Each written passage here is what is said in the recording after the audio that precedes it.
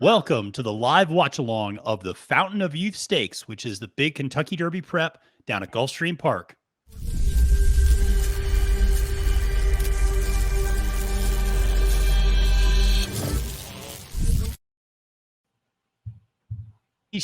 And welcome, horse racing fans. I'm your host to this live reaction and watch along to the Fountain of Youth Stakes. I'm joined here by Colin Sheehan. Colin, this is the race I feel like a lot of us have been waiting for, circled on the calendar, because the return of the Breeders' Cup Juvenile Champion, Forte. What are your thoughts going into this race? What's your thoughts on Forte? What's your thoughts on how you think this race might play out? This is, as you said, this is the one we've been circled and waiting for. We've seen Arabian Night come back. The other question was, how would Forte come back? You're getting that 1-2 right now, which I think right now, as we talked about in our preview, this is not the target. The target is the Kentucky Derby. He's not going to be fully cranked for the Fountain of Youth. But at the same time, Forte, from what we saw last year, winning 4 out of 5 races, including the Breeders' Cup Juvenile, also the Breeders' Futurity versus Loggins, who, I only wish we could see Loggins returning soon. But at 1-2, there's that question mark. So if you're looking to play against Forte here, that is maybe your angle. It's like, well, it's first off the bench in a while. You know my angle, which is don't play winners of Breeders' Cup races first time back. You get a low price and they don't perform as well as you would think they would. But we've also talked about this 3-year-old class and how good are they? There's been 2 horses that we've really crept up and have not left spots 1 and 2. And the one horse we haven't seen as a 3-year-old is Forte. You wonder how they progress both physically from what we've seen schooling. You've talked about his ass and his big legs. He's got,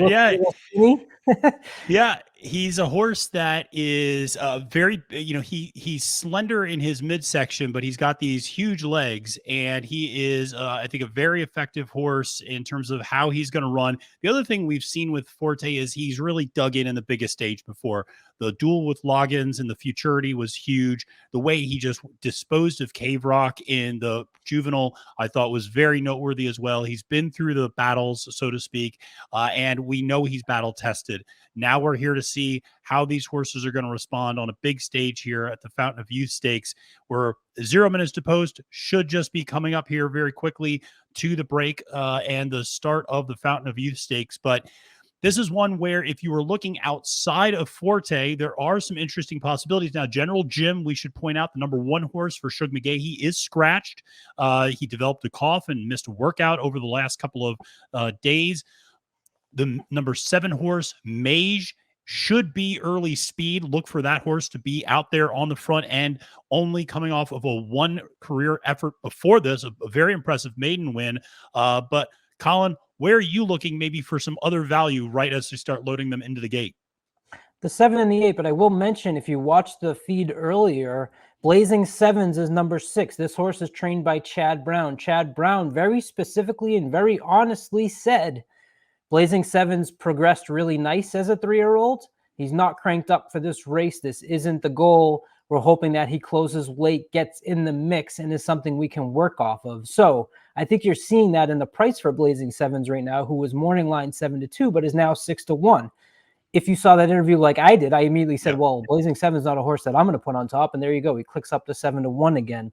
Mage is the wild card. This horse has only raced once, January 28th at Gulfstream Park, put up a Brisnet speed figure of 101, which actually beats Forte's Breeders' Cup Juvenile.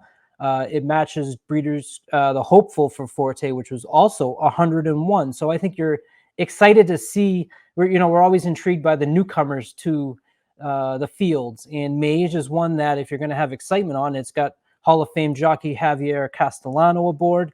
I did doubling down this week with Alfredo from Video Hippico, who knows Gustavo Delgado very well, and said Gustavo Delgado does not fire very much on the first time out. You always want his horses coming back second time. Well, to see this horse fire as well as he did first time, what are you going to see here on the second time? So they're all in line. Absolutely. And here we go.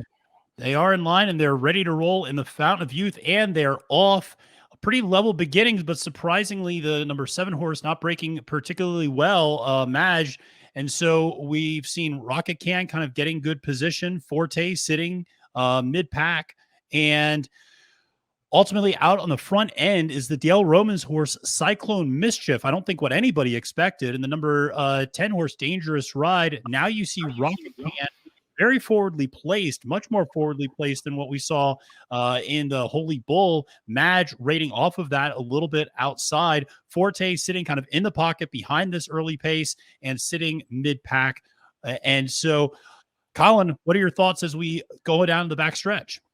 Well, aside from the horses, I feel like I'm watching the Holy Bull with Rocket Can 3-4 wide, because that's exactly where he was able to close into that field that was certainly much weaker than this, of course, not having the likes of Forte in it. Forte is behind and between horses right now. But what we've seen from Forte is, you see, gets a little kick, and there he goes, a little boost to get past those two that he was inside of, not where you want to be. Although for him, who has the experience, not bad. I would assume what's interesting here is to see if he's going to go outside or if he's going to try and go on the inside, expecting that 9 may be slowing down. He's going to go outside. He's going to go outside. Irad has him outside, and seems like he's got him ready to pounce, but they are here now kicking for the home stretch, and it is Cyclone Mischief, it is Rocket Can, and it is Madge, and it is Forte with a huge debut. This is the horse we have been waiting for, ladies and gentlemen, on the Kentucky Derby Trail. This was your champion. This is your Fountain of Youth champion. Rocket Can, very gamely for second place. But this was the effort we were not necessarily expecting, but I feel like we were maybe hoping for, because Forte has the potential, I think, to be that type of special horse on this year's trail. Yeah, we talked about it on the preview. I said I kind of want to see him struggle because it causes chaos, which is what I'm always interested in. But now I think you have two, the top two haven't switched. It's going to be Forte and it's going to be Arabian Night, and that's going to be an exciting matchup to watch. And you saw Forte here just sit off the pace, sit behind horses. You've seen him sit between horses. He's really shown how professional he is, and from that schooling we saw. I didn't see did you see the time? How fast did they go early? I didn't see the time was, I want to say the opening quarter was 47 flat, and the opening half was, I think, 27-4, or 47-4, I should say. So it was a reasonable pace, nothing too fast. And I think that's indicative of the fact that really the horses that were on the lead stayed pretty close. I mean, so you saw Cyclone Mischief finish a very close third, Rocket Can, who was close to the pace, finishing second, Mage, who was also close to the lead, finishing fourth, Shadow Dragon making a late run for Bill Mott, finishing fifth. But I will say, I think Rocket Can answered some questions. I think people saw that Holy Bull performance and really were kind of down on the speed figure and said, that horse just isn't that fast. Granted, was beaten by Forte, but I think Rocket Can came back with a nice effort here, and certainly a horse for Bill Mott that may not be a Kentucky Derby win contender, but feels like we're definitely going to see him in the starting gate at the Kentucky Derby. Absolutely, and I know everybody wants to see that Forte Arabian Night matchup. I just wish Loggins was still on the trail. I mean, he just keeps flattering. I mean, that was such a great race. Loggins is the only horse that has really stayed close with Forte, so. Yeah. Hopefully when he comes back, he is able to get back in training and be well. But we have excitement. We've got two horses now that, you're going to either pick one of them and live with them through the Derby, or you're going to be someone like Trusty and find the rich strike in the field. Absolutely. No, it's been an eventful Kentucky Derby prep Saturday. We had a riderless horse at the Gotham Stakes that interfered with things, and a huge long shot and Ray's Cane at 23-1. We saw the original Tim Yaktine horse Practical Move put away some of the adopted Tim Yaktine horses in the San Felipe. And then here we see the return of the Breeders' Cup juvenile champion Forte return in impressive fashion, winning the Grade 2 Fountain of Youth Stakes, earning 50 points towards the starting gate. He was already guaranteed a spot in that starting gate practically, but now, like Colin said, he is number one with a bullet with Arabian Night. So thank you so much for tuning in. Make sure to check out all of our other content that we have here on Trust the Profits.